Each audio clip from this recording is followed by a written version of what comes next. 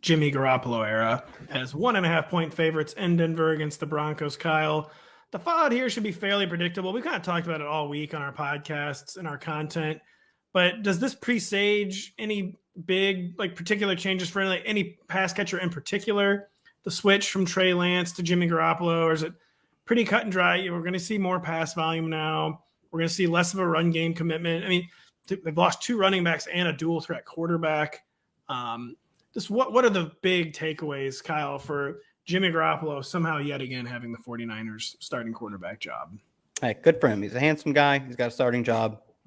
That's most of the credit I'll give him in life. But anyway, I think that they look a lot like they did last year, maybe because Jimmy wasn't practicing with them throughout the summer and he's just coming in to get his first, starting reps in practice this week. They still even lean a little bit more towards the run in a game that it should be like many games this week.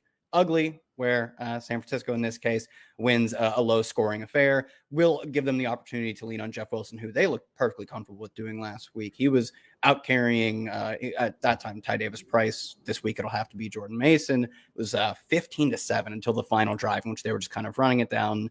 Seattle's salting it away. So maybe we have a little bit of ramp up before we get a more pass heavy. They'll still be a run balanced team, but a more pass heavy approach from them. Overall, this is great for the pass catchers though, because they were going to run a lot with their quarterback before this. And when they were throwing, it wasn't looking like it was going to be the best.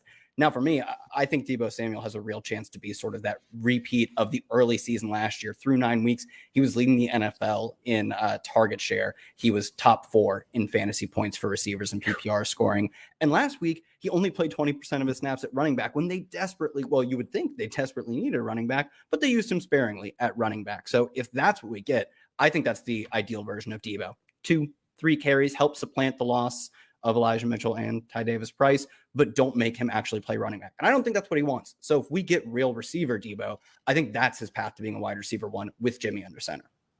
I'd actually push back on that we didn't get running back Deebo, because he did play 11 snaps at running back. He averaged 12 in the playoffs last year. I think part of the Deebo's so efficient that we think he played more running back snaps than he did, because he just scores from his rate dropped from week 1 by a lot though. I will say, when you still say only 20% of a wide receiver, it is a lot for a wide receiver. It is a lot, yeah. And I do wonder, with TDP out now, are they going to play Jordan Mason? I mean, Davis Price had 14 carries last week, so it does kind of create a hole. So it seems like Jeff Wilson, I've never seen these movies, by the way, is kind of collecting infinity stones, is kind of Thanosing and somehow consolidating power in this 49ers backfield, and it's kind of crazy. I think for a reference, I have a fair amount of Jeff Wilson, so I'm kind of into this analogy. I think for a reference, you would I think of him as Bruce Willis in Die Hard, as all the receivers or all the running backs on the team are just being, they're being splattered into the walls. He's crawling through the rafters or whatever, and comes out 20 carries every week. Yeah, that's pretty accurate, actually. He's a very unlikely locked-in RB2, but he is a locked-in RB2, Jeff Wilson. Kerrane, Denny has already declared Russell Wilson bad. Pretty sure Lawrence Jackson declared him bad on our Tuesday podcast. Is he bad? Is he cooked? What's the deal with Russell Wilson? So I think here's what's happening with Russell Wilson, okay? The coaching was so bad in week 1 that, it just and it was such a terrible debut for the Broncos. We were disgusted. Then we go into week 2, the coaching's still very bad. And then Russ, also bad. So now we're Russ stinks. But we do have to remember that Russ was actually pretty good in week 1. If you look at, the advanced stats, he's still 6th in EPA per play on the season. So, he's been fine. Has Russ been good this year? No, he hasn't been good. He's not been bad. 6 is good. I'd argue 6 is good. 6 is playing an elite defense, though. His accuracy has not been great. He's probably playing a little, that 6 probably overstates how good he's been a little bit. But yeah, this is not a good matchup. But I think the 49ers defense could be a little bit fraudulent. They've gotten the Bears and the Seahawks so far. Maybe he's able to, kind of overcome what looks like a not great matchup on paper. 49ers, this pretty elite unit last year, though. Pretty much carried that over. Danny, I was going to skip asking you about the Broncos pass catchers because Jerry Jeudy seems to be out this week, but I guess I'd be remiss if I didn't ask about Albert O. Any Albert O love? Any tea leaves to read there? Not much. I think, if Judy's out, Cortland Sutton could go berserk. You know, Yeah. I mean, he saw like a huge. I have the notes somewhere here. Let's see. It says KJ Hamler might make his NFL debut this week. 3 Right. years in the league, he might play his first game. He might play. Otherwise, Tyree Cleveland. That's such a good burn. Tyree Cleveland is going to be the wide receiver too, perhaps. Good God. Down bad. But yeah, Sutton had a 40% target share, 48% air yard share with Judy out last week for most of the game. So it's just Sutton. It's just Sutton or bust really for Broncos receivers.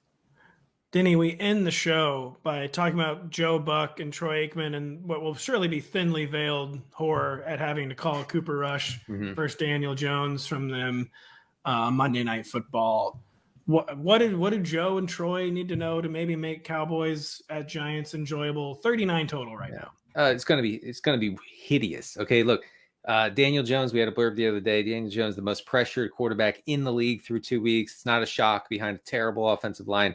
The Giants' offensive line is so bad that Brian Daboll said in the preseason, I don't know if I can play my guys because they're going to get killed behind this line. They're still that line. Now they go against Micah Parsons, the most dominant pass rusher in the game right now, single-handedly won the game for the Cowboys last week against the Bengals. The Cowboys tried desperately to lose that game. Parsons wouldn't let him. So congratulations to him. And so the Giants are going to be able to do nothing, I don't think, on offense. The Cowboys are committed to being careful and establishing and everything with Dak out. So this game is really, really ugly. Obviously, you're starting CeeDee Lamb and just praying for that volume eventually hits for CeeDee Lamb. But I don't know, like Tony Pollard doesn't, really. Lots of people were asking me in my Tuesday stream, am I starting Pollard? Am I starting? The answer, I guess if you're desperate, yeah, you go ahead. But like, I'm a little skeptical on being. I'm not bullish on him this week. So let's just say that. Hey, it's Matthew Berry from NBC Sports and Rotoworld.com. Just want to thank you so much for watching what you just watched, or at least being too lazy to click out of it after the autoplay just kept it going. So either way, thank you so much for just letting it scroll by your screen. And now I'd like to ask you respectfully, okay, please subscribe to the NFL on NBC YouTube channel for the latest NFL news, fantasy headlines from Rotoworld, and betting analysis from NBC Sports Edge.